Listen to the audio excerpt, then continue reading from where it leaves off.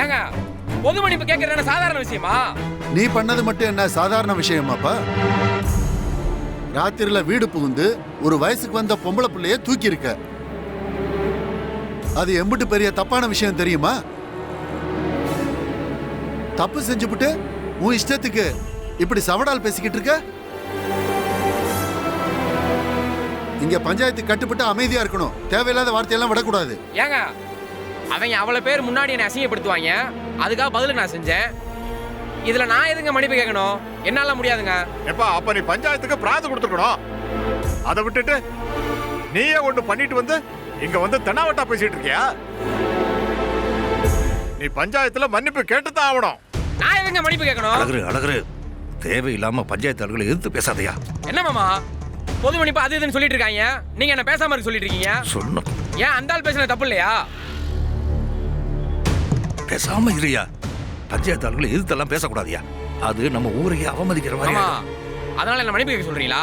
என்னால முடியாது மாமா. ஏப்பா மாயாண்டி, நீ என்னப்பா சொல்ற? என் பையன் பண்ணது மிகப்பெரிய தப்பு தாங்க ஐயா. அந்த புள்ள கேட்டுக்கிட்ட மாதிரி என் மக பொது மன்னிப்பு கேட்பான்.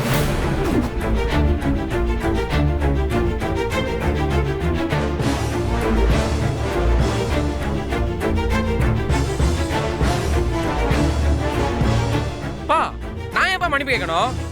அவங்க பேசுனது இப்ப தப்பு இல்லையா? அழகரு கேட்டுதான் ஆகணும்பா.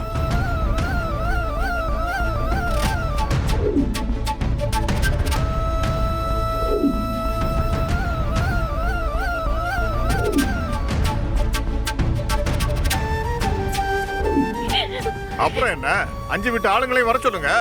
பெரிய மனுஷங்க வந்தாதானே மன்னிப்பு கேட்க முடியும். போன் பண்ணி வர சொல்லுப்பா.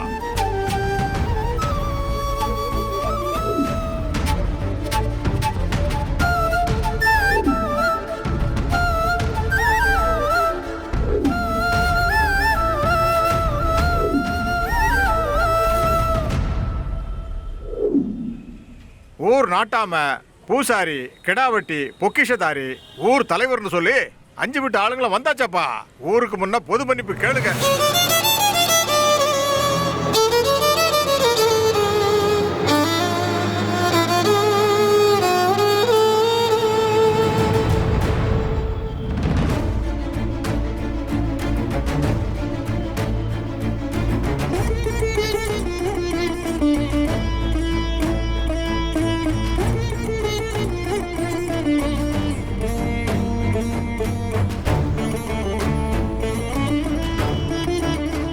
நான் பண்ணது தப்பு தான். எல்லாரும் என்னை மன்னிச்சிருங்க.